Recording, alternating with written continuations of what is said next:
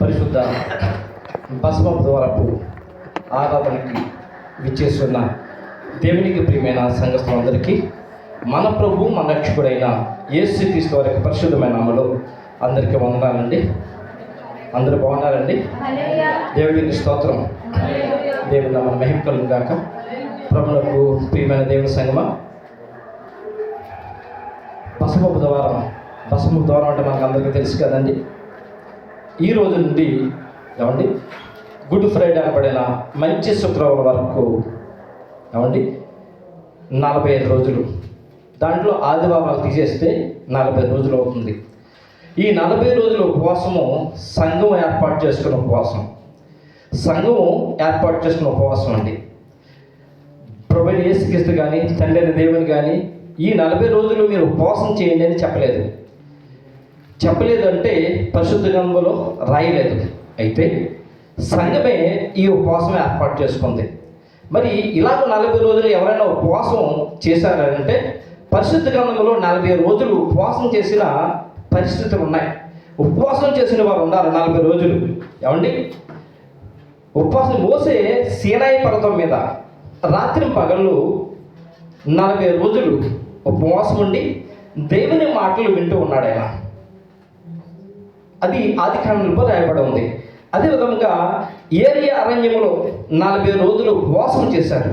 ఇక చూసినట్లయితే మన ప్రభు మన రక్షకుడైన యేసుక్రీస్తు ప్రభువు వారు ఈ లోకానికి వచ్చినప్పుడు ఆయన 40 రాత్రులు 40 పగళ్ళు అరణ్యములో ఉపవాసం చేశారు ఆయన.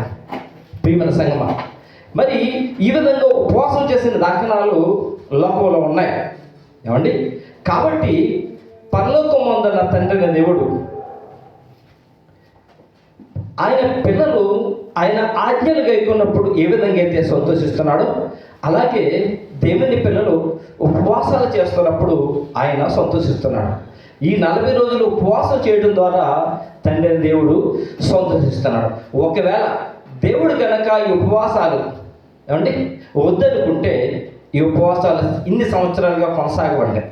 దేవుడు అని యెహోవా ఇష్టపడుతున్నాడు ఈ ఉపవాసాలు చేయడానికి. దేవుడు తన పిల్లలు ఉపవాసం చేస్తూ ఆయన దగ్గరగా ఉంటారనే ఉద్దేశంతో తండ్రి అయిన దేవుడు ఉపవాసములను కొనసాగింపు చేస్తున్నాడు. దేవుడికి స్తోత్రం చెప్తామండి. హల్లెలూయా, హల్లెలూయా. మరి ఈ ఉపవాసాల గురించి చూసినట్లయితే ప్రభువైన యేసుక్రీస్తు వారు 2000 సంవత్సరాల క్రితము భూమి మీదకి వచ్చినప్పుడు ఇలాగూ భూమి మీద దేవుని పిల్లలు ఉపవాసం చేస్తారని ముందుగానే ఆయన చెప్పిన మాటలు మనం జ్ఞాపకం చేసుకుందామండి. ప్రభువైన యేసుక్రీస్తు వారు ఆయన మనుష్య కుమారుడుగా పరలోక రాజ్య సువార్త ప్రకటిస్తున్న రోజుల్లో ఆయన అంటున్నాడు కదా. మార్కు సువార్త 2:19 చూడండి. యేసు పెండ్లి కుమారుడు తమతో కూడా ఉన్న కాలమున పెండ్లి ఇంటి వారు ఉపవాసము చేయదగున పెండ్లి కుమారుడు తమతో కూడా ఉన్నంత కాలము ఉపవాసము చేయతగదు. కానీ పెండ్లి కుమారుడు వారి యొద్ద నుండి కొనుక్కోబడి దినములు వచ్చును. ఆ దినములలోనే వారు ఉపవాసం చేతులు. దేవుడికి స్తోత్రం కలుగును గాక. భూమి మీద దేవుని పిల్లలు ఒకనొక రోజున ఉపవాసం చేస్తారని ముందుగానే ప్రభువైన యేసుక్రీస్తు వారు చెప్పినట్లుగా మనం చూడగలుగుతున్నాం. ప్రియమైన సంగమా, ఆయన ఏమన్నారంటే ప్రభువైన యేసుక్రీస్తు వారు చెప్తున్నారు, పెండ్లి కుమారుడు తమతో ఉన్న కాలమున పెండ్లి ఇంటి వారు ఉపవాసం చేయదగునా అండి. లోకానుసారంగా చూద్దామండి. పెండ్లి కుమారుడు కనుక పెండ్లి ఇంట్లో ఉంటే ఆ పెండ్లి ఇంటికి వారు ఉపవాసం చేస్తారా? చేయరు. ఒకళ్ళు ఉపవాసం చేస్తారనుకోండి, ఏమనుకుంటారు? అల్లుడికి పెట్టలేక ఉపవాసం చేస్తున్నారు ఇంటి వారు అనుకుంటారు. అంతే కదండి. కొత్త అల్లుడు అంటే ఇష్టం లేదేమో అనుకుంటారు లేదండి. కానీ అయితే పెండ్లి కుమారుడు ఇంట్లో ఉన్నప్పుడు ఎవరు కూడా ఏమండి ఉపవాసం ఉండవు. ప్రభువైన యేసుక్రీస్తు అదే చెప్తున్నారు, పెండ్లి కుమారుడు తమతో ఉన్న కాలమున ఉపవాసము చేయతగదు. కానీ పెండ్లి కుమారుడు వారి యొద్ద నుండి కొనుక్కోబడి దినములు వచ్చును. ఆ దినములలోనే వారు ఉపవాసము చేతురు. పెండ్లి కుమారుడు వెళ్ళిపోయినప్పుడు ఎటండి ఉపవాసం చేస్తారు. లోకానుసారంగా చూసిన పెళ్లి కుమారుడు పెండ్లి ఇంట్లో ఉన్నప్పుడు ఉపవాసం చేయరు. పెండ్లి ఇంట్లోంచి పెళ్లి కుమారుడు వెళ్ళిపోయినప్పుడు పెళ్లి ఇంటికి ఎవరు ఉపవాసం చేస్తారు. అప్పుడు ఉపవాసం చేసినా ఏం ప్రాబ్లం లేదండి. ప్రియమైన సంగమా, ఇది ఆత్మానుసారంగా చూసినట్లయితే పెండ్లి ఇంటిలో అనగా ఏ ఇంట్లో అయితే క్రీస్తు ఉంటారో, ఏ ఇంట్లో అయితే ప్రభు ఉంటారో ఆ ఇంట్లో నిత్యానందం అండి. దేవుడికి స్తోత్రం కలుగుగాక. ఇల్లు అనబడిన ఉదయంలో ఎంతో ఆనందం. దేవుడికి స్తోత్రం కలుగుగాక. ఆ ఆనందానికి అవధులే ఉండవండి. అయితే పెండ్లి కుమారుడు అయిన క్రీస్తు, పెండ్లి కుమారుడు ఏమండి దేనికి సాదృశ్యము? వరునికి సాదృశ్యం. పెండ్లి కుమారుడు దేనికి సాదృశ్యం అంటే వరునికి. అంటే వధువు దేనికి సాదృశ్యము? సంఘముకు సాదృశ్యము. వరుడైన పెండ్లి కుమారుడు ఇప్పుడు ఎక్కడ ఉన్నాడు? పరలోకములో ఉన్నాడు. దేవుడికి స్తోత్రం కలుగుగాక. పరలోకములో ఉన్న వరుడైన క్రీస్తును ఎదుర్కోవడానికి సంఘమనబడిన వధువు ఇప్పుడు ఉపవాసం చేస్తుంది. దేవుడికి స్తోత్రం కలుగుగాక. ఉపవాసం చేస్తుంది.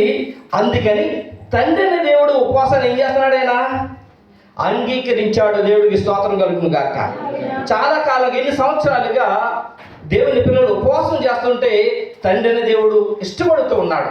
అయితే వధువు సంఘము ఉపవాస దీక్షతో ఎలా సిద్ధపడగలదు?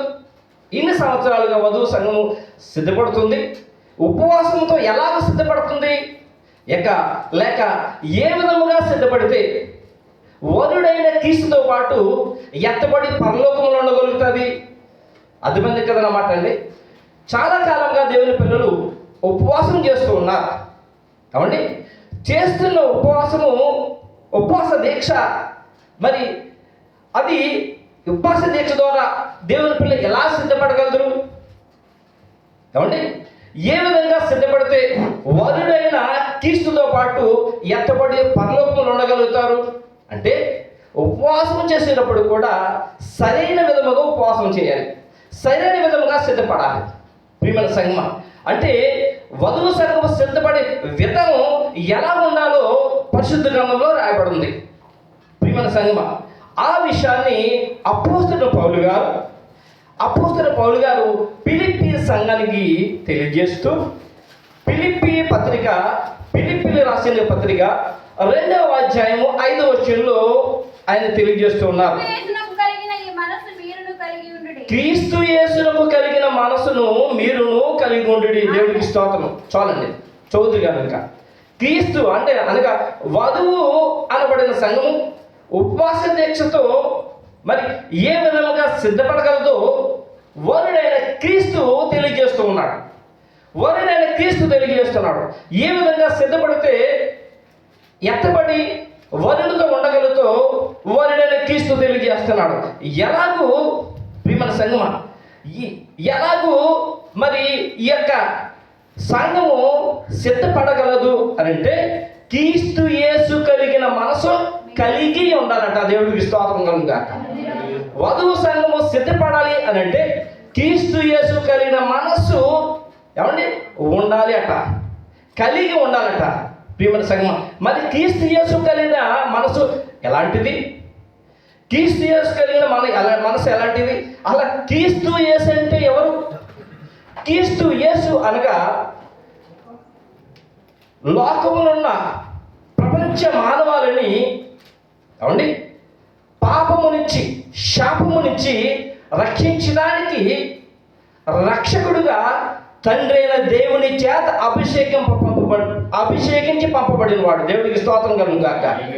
భూలోకములో ఉన్న ఆయన పిల్లలు పాప శాపములతో ఉండి ఉండగా వారి యొక్క పాప శాపము నుంచి రక్షించడానికి తండ్రి చేత అభిషేకించి పంపించబడిన వాడు క్రీస్తు యేసు. దేవుడికి స్తోత్రం కలుగుగాక. ఈ క్రీస్తు యేసు కలిగిన మనసు ఎటువంటి మనసు అని అంటే ప్రియమైన సంగమా, ఈ క్రీస్తు యేసు భూమి మీదకి వచ్చినప్పటికీ ఆయన మూడు రకాలైన లేక మూడు నిర్ణయాలతో కూడిన దీనత్వము గల మనసు కలిగి భూమి మీదకి వచ్చాడు ఆయన. క్రీస్తు యేసు 3 నిర్ణయాలతో కూడిన దీనత్వము కలిగిన మనసుతో భూమి మీదకి వచ్చాడు ఆయన. ఆ 3 నిర్ణయాల్లోనే ఆయన మనసు ఉంది. ఆ మనసును గురించి అపోస్తలుడు పౌలు గారు తెలియజేస్తూ ఆ 3 నిర్ణయాలలో క్రీస్తు మనసును మనం చూడగలుగుతాం. చూడండి, ఇదే ఫిలిప్పీయులకు రాసిన పత్రిక 2వ అధ్యాయము 6వ వచనము. ఆయన దేవుని స్వరూపము కలిగిన వాడై మొదటి నిర్ణయం అనేది ఏమండి 6వ వచనం. ఆయన దేవుని స్వరూపము కలిగిన వాడై ఉండి దేవునితో సమానంగా ఉండుట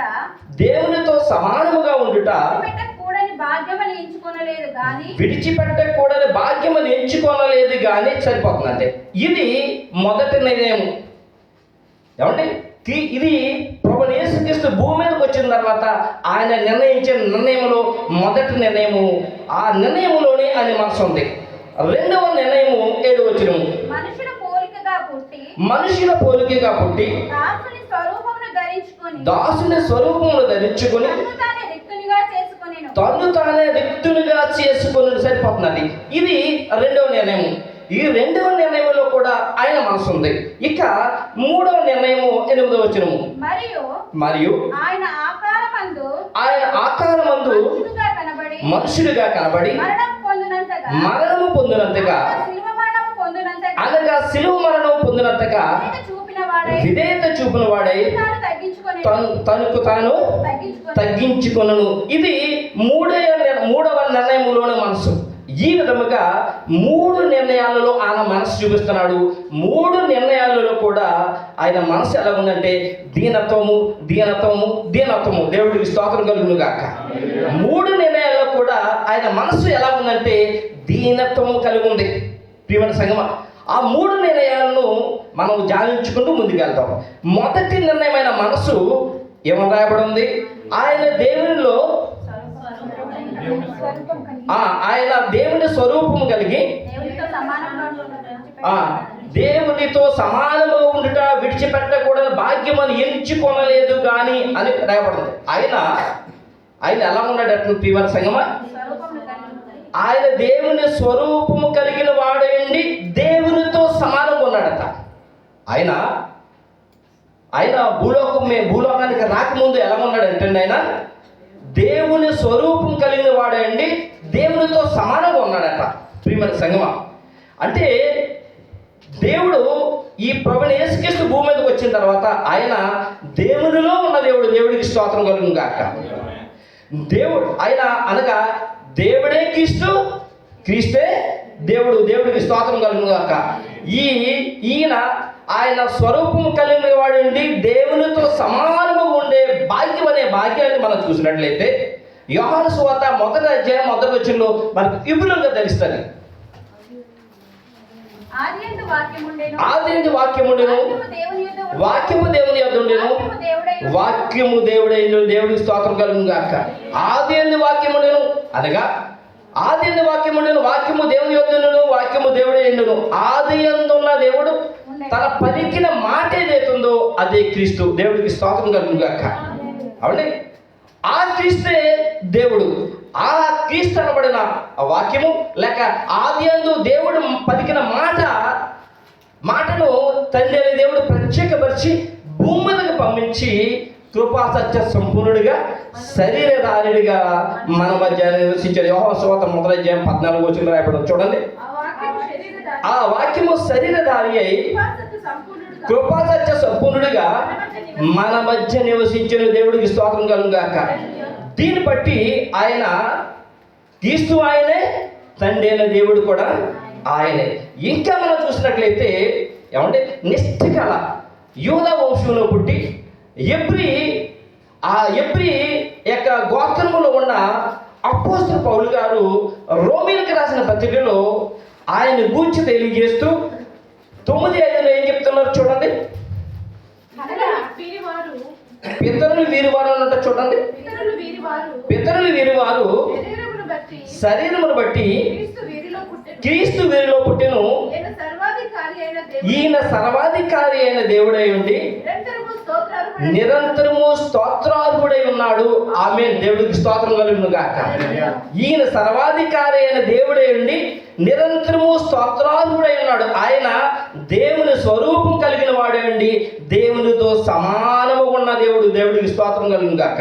కాబట్టి దేవునితో సమానంగా ఉన్న దేవుడు ఈయన ఆ యొక్క గొప్ప వాక్యాన్ని ఆయన విడిచిపెట్టి భూమి మీదకి వచ్చాడు. ఒక్క మాట మనం ఆలోచించుకుందాం. అంటే ఈ లోకంలో రాజకీయ నాయకులు మనకు అందరికీ తెలుసు. మనం అందరం లేక ఆయా దేశంలో ఉన్న వారందరూ ఎన్నుకుని ఆ రాజకీయ నాయకుడికి అధికారం ఇస్తారు. అధికారం తీసుకున్న వారు అధికారం వచ్చిన తర్వాత అధికారం వచ్చిన తర్వాత ఓట్లేసి నిలబెట్టిన వ్యక్తులను కూడా వారు ఏ మాత్రము వారి ఎలా జాలి చూపరు. వారి అధికారాన్ని గనక వారు ఏమైనా అడ్డొచ్చారనుకోండి, అవసరమైతే చంపటానికైనా ప్రయత్నం చేస్తారు, కానీ వారి అధికారం మాత్రము వదిలిపెట్టడానికి ఇష్టం ఉండదు. ఎప్పుడు కూడా అధికారం వదలాలనే ఆలోచన వారికి ఉండదు. అడ్డు వచ్చిన వారినైనా తొలగిస్తారు, కానీ ఈ లోక సంబంధమైన లోకంలో ఉన్న వారి యొక్క పరిస్థితి అది. ఈయనైతే మహోన్నతుడై మహాగణుడై సర్వశక్తిమంతుడైన ఈయన దేవుని స్వరూపం కలిగిన వాడండి, దేవునితో సమానంగా ఉన్నవాడండి, సమస్తమును ఏలుతున్న ఆయన సమస్తము ఏలుతున్న ఆయన ఆ గొప్ప భాగ్యము ఆయన ఏం చేశాడట? వదులుకున్నాడట. దేవుడికి స్తోత్రం కలుగును గాక. వదులుకున్నాడట. ఎందుకు వదులుకున్నాడంటే క్షయమైన లోకములో క్షయమైన జీవితం జీవిస్తున్న ఆయన యొక్క పిల్లలు దౌర్భాగ్య స్థితి చూసి పరలోకములో ఆ యొక్క మహిమలో ఉన్న నేను అనగా ప్రభువైన యేసుక్రీస్తు దౌర్భాగ్య స్థితిలో పాపం ద్వారా శాపం ద్వారా నశించిపోతున్న నా పిల్లలు నాతో పాటు ఉండాలని మంచి మనసు ఉంది చూశారు. ఆ మనసు ఆయనను ప్రియమైన సంగమా ఆ మహామహిమను వదిలిపెట్టి మహామహిమను విడిచిపెట్టి తనది కాదనుకుని ఆయన పిల్లలను ప్రేమించి భూలోకానికి దిగి వచ్చేసాడు. దేవుడికి స్తోత్రం కలుగును గాక. ఈ యొక్క మనసులో ఏముందంటే ప్రియమైన సంగమా లోబడే మనసు లేక ప్రియమైన సంగమా తగ్గింపు మనసు, దీనత్వం కనిపిస్తుంది. ప్రియమైన సంగమా దీనత్వం కనిపిస్తుంది. మొదటి చూసినట్లయితే మొదటి నిర్ణయంలో ఆయన తన పిల్లల కొరకు సమస్తాన్ని అధికారాన్ని విడిచిపెట్టిన దేవుడికి స్తోత్రం కలుగును గాక. రెండవ నిర్ణయం చూసినట్లయితే రెండవ నిర్ణయము మనుషుల పోలికగా పుట్టి దాసుని స్వరూపము ధరించుకొని తనకు తాను రిక్తులుగా చేసుకొనెను. మనుషుల పోలికగా పుట్టి అంటే ఈయన ఏ విధముగా ఈ లోకానికి వచ్చాడు అని అంటే ప్రియమైన సంగమా ఆదాము వంశం యొక్క పోలికలు వచ్చాడు. అనగా మనుషుల పోలికలోనే వచ్చాడు ఆయన. దేవుడిగా రావచ్చును, దేవుడు శక్తితో రావచ్చును, కానీ ఆయన పిల్లల్ని కాపాడటానికి వారి స్వరూపంలోనే భూమి మీదకి వచ్చాడు ఆయన. దేవుడికి స్తోత్రం కలుగును గాక. అయితే వచ్చిన ఈయన ఎలాగూ ఉన్నాడంటే ప్రియమైన సంగమా ఎలా ఉన్నాడైనా దాసుని స్వరూపం ధరించుకుని ఉన్నాడట. దాసుని స్వరూపం ధరించుకుని ఉన్నాడట. ప్రియమైన సంగమా యజమాని యొక్క స్వరూపం ఏంటండి? Commanding, demanding. యజమాని ఏం చేస్తాడండి? ఆజ్ఞాపిస్తాడు. అది చెయ్యి ఇది చెయ్యి అంటాడు. ఆజ్ఞాపిస్తాడా లేదా యజమానుడు అండి? ఆజ్ఞాపిస్తాడు. మరి దాసుని స్వరూపం వినటం, చేయటం, యజమానుడు ఎప్పుడు వస్తాడా అని కనిపెట్టడం, ఆయన కావాల్సినంత కూడా సమకూర్చడం దాసుని యొక్క స్వరూపం. యజమాని స్వరూపం అంటే ఆజ్ఞాపించడం, కమాండ్ చేయడం. ఈయన కమాండ్ చేసే అధికారం కలిగిన దేవుడే ఉన్నా కూడా దాసుని రూపంలోకి మారిపోయాడట. దేవుడికి స్తోత్రం కలుగును గాక. ఈయన రాజులకు రాజు ప్రభులకు ప్రభు ఉన్న దేవుడు అయినా కూడా ఒక రాజుగా ఒక అధికారిగా ప్రజలను పాలించి వారికి మేము న్యాయం చేయాలని చెప్పి ఒక దాసుడుగా దాసుల్లో ఇంకా నేలమట్టుకు తగ్గింపబడిన వాడిగా ఉన్నట్లయితే, సేవ చేసేవాడిగా ఉన్నట్లయితే తమ పిల్లలను నేను కాపాడగలదని ఒక నిర్ణయానికి వచ్చిన ఈ ప్రభువు తన పిల్లలకి నేను సహాయపడగలను అని ఒక నిర్ణయానికి వచ్చిన ఈ ప్రభు రెండవ నిర్ణయముగా దాసుడు స్వరూపంలోకి వచ్చేసాడట. దాసుని స్వరూపంలోకి వచ్చేసాడట. ప్రియమైన సంగమం ఏమండి మనుషుల పోలిక కాబట్టి మనుషులలో మళ్ళా దాసులు, మనుషుల్లో మళ్ళా దాసులు, దాసత్వము, లోబడేతనం, తగ్గించుకునే మనస్తత్వము, దీన మనస్సులోకి వచ్చేసినట్టు ఈయన. దేవుడికి స్తోత్రం కలుగును గాక. ఈయన ఈ రెండవ మనసు నిర్ణయం కూడా దీనత్వము కలిగిన మనసు. ఇక మూడవ మనసు, మూడవ నిర్ణయం చూసినట్లయితే చూడండి, ఆయన ఆకారమందు మరియు ఆయన ఆకారమందు మనుషునిగా కనబడి మరణము పొందినంతగా అనగా శిలువ మరణం పొందినంతగా విధేయత చూపిన వాడే తాను తగ్గించుకునేను. ప్రియమైన సంగమా, ఆయన ఆకారం ముందు ఎలా కనిపిస్తున్నాడ? మనుష్యుడుగా కనిపిస్తున్నాడు. ఆయన ఎలా కనిపిస్తున్నాడు? మనుష్యుడుగా, అనగా ఆయన మానవుని పోలికతో భూమి మీదకి వచ్చాడు. ఆయన చూసిన వారందరూ ఏమనుకునేవారు? అంతకుముందు ఆ రోజుల్లో మనుషుడనే అనేవారు. ప్రియమైన సంగమా, మనుషుడనే అనేవాడు ఆయనను. శాస్త్రులు, పరిశీలనలు ప్రభువు యేసుక్రీస్తు వారు ఏమన్నారు? వడ్లవాని కుమారుడు అని పిలిచేవారు. వడ్లవాని కుమారుడు, ఇంకా దావీదు కుమారుడు అని సంబోధించేవారు. ఏమండి, ఆయన సర్వాధికారం కలిగిన ప్రభు అని కానీ, రాజులు రాజు అని కానీ అని పిలిచేవారు కాదు. ఏమని పిలిచేవారు? ఆయన్ని మనుషుడు, వడ్లవాని కుమారుడు, దావీదు కుమారుడు అని పిలిచేవారు. కానీ ఆయన ఎలాంటి వారు ఆయనే చెప్తున్నారు. చూడండి, మత్తయి సువార్త 22:42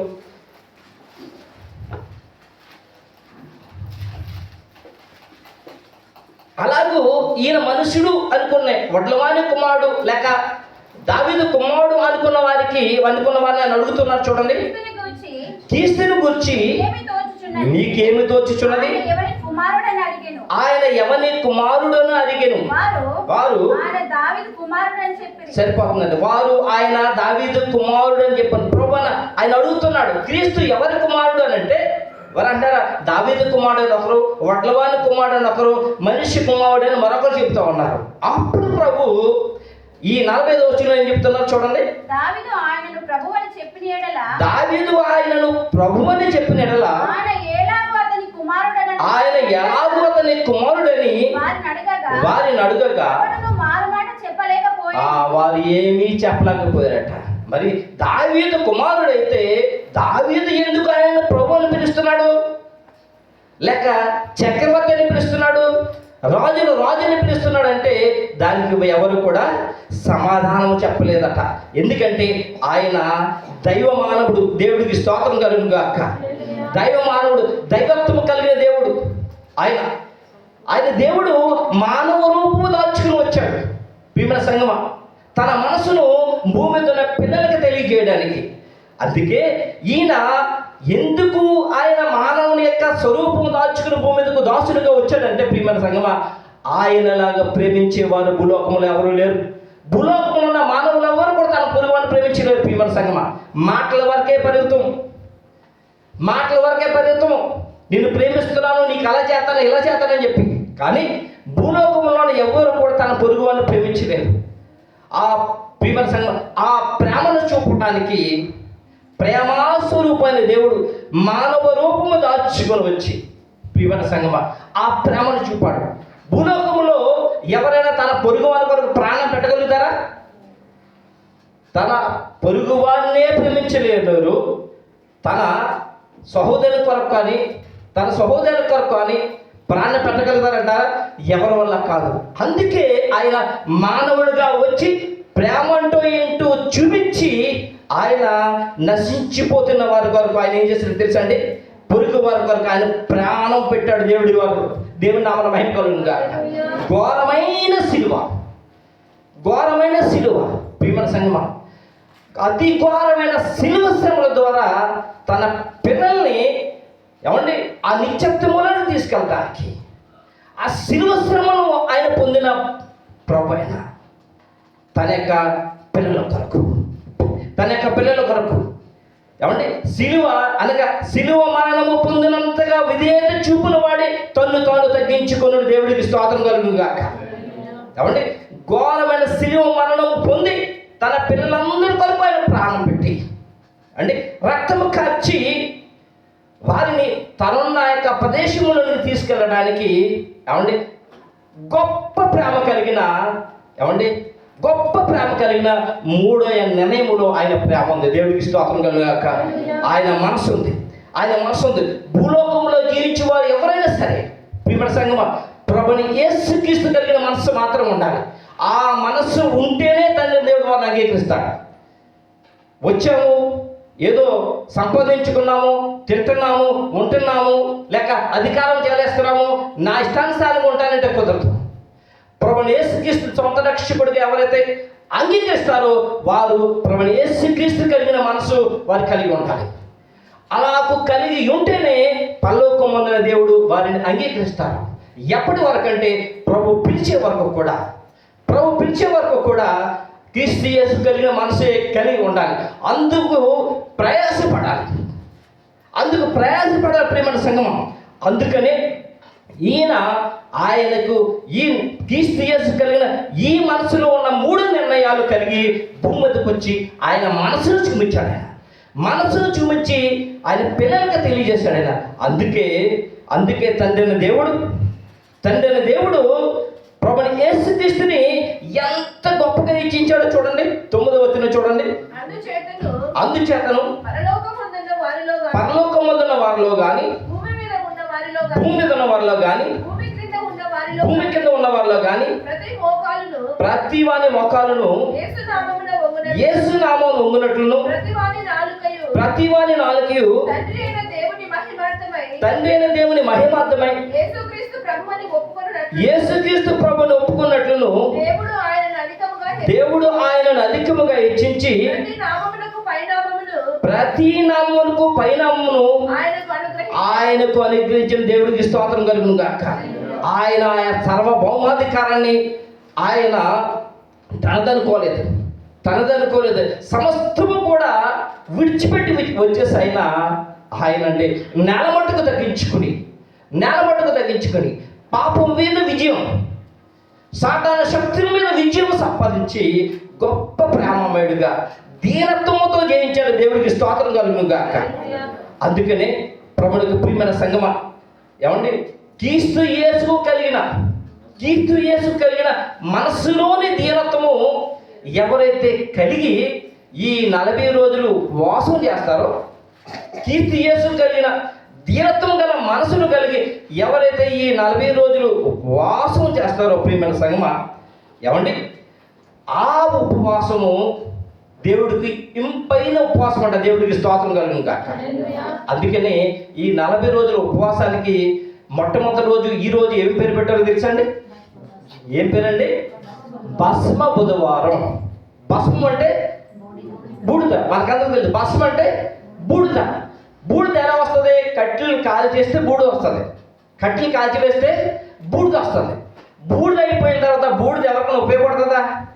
పెంటలో పోస్తారు, మళ్ళీ ఎంత తీసుకుంటారా? తీసుకోరు. ఈ బూడిద అవ్వకముందు పట్టుకొచ్చిన కట్టెలు కాల్చే ముందు కట్టెలకు ఒక ఆకారం ఉంది. ప్రియమైన సంగమం, ఇప్పుడైతే అందరికీ గ్యాసులు ఉన్నాయి. మా తాతయ్య గారు, మా నాన్నగారు ఆ సమయంలో గ్యాసులు లేవండి. ఒక 50-60 సంవత్సరాలు వెనక్కి వెళ్ళిపోతే గ్యాస్ నుండే కాదు, పొలంలో కట్టెలు తెచ్చుకుని వంట చేసుకునేవారు, నీళ్లు కాసుకునేవారు. ప్రియమైన సంగమం, అదే పట్టణంలో అయితే కొన్ని పొలాలు కట్టి అమ్ముతూ ఉండేవారు, వాటితో వంట చేసుకునేవారు. అవి కట్టెలు వంట చేసుకునే ముందు వాటికి ఆకారం ఉంది. అది మామిడి చెట్టు కట్టు, వేప చెట్టు కట్టు, లేక మరొక చెట్టు కట్టు, అంటే ఏళ్ళ చెట్టు కట్టు, దానికి ఆకారం ఉంది. ఆ కట్టెలు కాలిపోయిన తర్వాత దానికి ఆకారం ఉందా? దాన్ని గుర్తించగలమంటే గుర్తించలేము. అలాగే 40 రోజులు ఉపవాసం చేసే పిల్లలకి ఏమండి, అంతకుముందు అహం అనే ఆకారం ఉంది, ద్వేషం అనే ఆకారం ఉంది, కోపం అనే ఆకారం ఉంది. భీమ సంఘం ఎప్పుడైతే ఈ 40 రోజులు ఉపవాసము దీక్ష కంప్లీట్ అయ్యేటప్పటికీ ఆ ఆకారం అంతా కూడా బూడిదైపోవాలి. దేవుడికి స్తోత్రం కలుగును గాక. ఆ ఆకారం అయితే కనిపించకూడదు. ప్రభుని యేసుక్రీస్తు యొక్క దీనత్వములోనికి ఆయన పిల్లలు వచ్చేది. అందుకే బైబిల్ పండితులు ఏం చేశారంటే వధువు సంఘము ప్రభుని యేసుక్రీస్తుతో పాటు ఎత్తబడి నిరంతరం ఆయనతో పాల్గొనడానికి ఈ 40 రోజులు లేక 45 రోజులు ఉపవాస దీక్ష ఏర్పాటు చేసుకుంది. ఉపవాస దీక్ష ఏర్పాటు చేసుకుంది. ఈ ఉపవాస దీక్ష ప్రతి సంవత్సరం మనం చేస్తూనే ఉన్నాం. అయితే చేసేటప్పుడు ఏ ఉపవాస దీక్ష ద్వారా మనం పరలోకానికి వెళ్దాం అనుకుంటున్నామో ఆ పరలోకములో ఉన్న ఆయనే మన వరకు భూమి మీదకి వచ్చి తన రక్తము కాచి ప్రాణం పెట్టాడు. ఆయన ఎలా పెట్టంటే దీన మనస్సు కలిగి అప్పుడు ఆయన యొక్క త్యాగాన్ని గుర్తు చేసుకుని ఉపవాసం చేసినట్లయితే ప్రియమైన సంగమా, ఆయన యొక్క దీనత్వం ఆలోచన చేసుకుని ఉపవాసం చేసినట్లయితే దేవుని పిల్లలు జీవితము చాలా గొప్పగా ఉంటుంది. పరలోకం ఉన్న తండ్రికి ఇష్టమైన జీవితంగా ఆ జీవితం మారిపోతుంది. దేవుని నామమున మహిమ కలుగును గాక. కాబట్టి అదే బసవోపద్వారం, ఇదే బసవోపద్వారం ప్రియమైన సంగమా. మరి ఈ ఉపవాసం ఎలాగ చేయాలో మత్తయి సువార్తలో రాయబడి ఉంది, మనకు తెలుసు కదండి. మత్తయి సువార్త 6వ అధ్యాయంలో ఉపవాసం ఎలాగ చేయాలో కూడా రాయబడి ఉంది. ఏమండి 6వ అధ్యాయము 16, 17, 18 వచనాల్లో ఉపవాసం చేయనప్పుడు తాము ఉపవాసం చేయుచున్నట్టు మనుషులకు కనబడవలనని వారు తమ ముఖములను వికారం చేసుకొందురు. వారు తమ ఫలము పొంది ఉన్నారని నిశ్చయంగా మీతో చెప్పుచున్నాను. ఉపవాసం చేయుచున్నట్టు మనుషులకు కనబడవలనని కాక రాష్ట్రమందున నీ తండ్రికే కనబడవలనని నీవు ఉపవాసం చేయనప్పుడు నీ తల అంటుకొని నీ ముఖము కడుక్కొను. అప్పుడు రహస్యమందు చూచుచున్న నీ తండ్రి నీకు ప్రతిఫలం ఇచ్చును. దేవుడికి స్తోత్రం కలుగును గాక. ఈ 40 దినాలు లేక 45 దినాలు ఉపవాసం చేస్తున్న వారు ఎలాగూ చెయ్యరంటే పరలోకమందున తండ్రి దగ్గర నుంచి ప్రతిఫలం కోరుకునే వారుగా చేయాలి. ప్రభువు యేసుక్రీస్తు 40 రోజులు ఉపవాసం చేశారు. ఆయన ఎక్కడ చేశారంటే అరణ్యంలో చేశారు. ప్రియమైన సంగమా, ఎవరికి కనిపించిన స్థలంలో చేశారు. అలాగే దేవుని పిల్లలు కూడా ఉపవాస దీక్ష కనుక జాగ్రత్తగా కొనసాగించినట్లయితే దేవుని ఆత్మశక్తి ఉంటుంది. ఉపవాసం చేసినప్పుడు చాలా జాగ్రత్తగా ఉన్న ప్రియమైన సంగమా. ఉపవాసం చేస్తున్నప్పుడు కంపెనీలో పనిచేస్తున్నప్పుడు కంపెనీ పక్కవారు, కుటుంబంలో అన్నదమ్ములు, అక్క చెల్లెలు, భార్య, పిల్లలు ఎవరొకరు ఏదో ఒకటి మిమ్మల్ని అంటారు, మనసు ఒప్పించేటట్లు, దేవుని యొక్క ఆత్మను పోగొట్టేట్లు ప్రయత్నం చేస్తారు. మెరుగు ఉండి ప్రభుని యేసుక్రీస్తుని జ్ఞాపకం చేసుకుని ఆయన యొక్క దీనత్వం జ్ఞాపకం చేసుకుని ఉపవాస దీక్షను కొనసాగించినట్లయితే ప్రభు అయిన క్రీస్తు స్వరూపులకు మనం మారగలుగుతాం. దేవుడికి స్తోత్రం కలుగును గాక. అందులో నిలబడదామండి. ఈ ఉపవాసము దేవునితో సహవాసపడ్డ దేవుడికి స్తోత్రం కలుగును గాక. చిన్న పలవ పాడేసి ముగించేస్తాను నేను. అందరికి వచ్చిన పలవేనండి. ఉపవాస ప్రార్థనలు నీతో సహవాసం చేసేదనయ్యా. పాడదామందరం. ఉపవాస ప్రార్థనలు నీతో సహవాసం చేసేదనయ్యా. నా ఉపవాస ప్రార్థనతో నిన్ను నేను వెదకెదనయ్యా. ఉపవాస ప్రార్థనలు నీతో సహవాసం చేసేదనయ్యా. నా ఉపవాస ప్రార్థనలు నిన్ను నేను వెదకెదనయ్యా. నా పాప క్రియలన్నీయు నీ విడిచిపెట్టెదనయ్యా. నా దోషములు మన్నించి నన్ను పరిశుద్ధిగా మార్చయ్యా. నా తలపు వాడయ్యా. నాకు దీనత్వము ఇవ్వయ్యా. నిజయ్యా నా స్వయము చావాలయ్యా. నీకు నాకు బ్రతకాలయ్యా. నా ఉపవాస ప్రార్థనలో నీతో సహవాసం చేసేదనయ్యా. నా ఉపవాస ప్రార్థనలో నిన్ను నేను వెదకెదనయ్యా.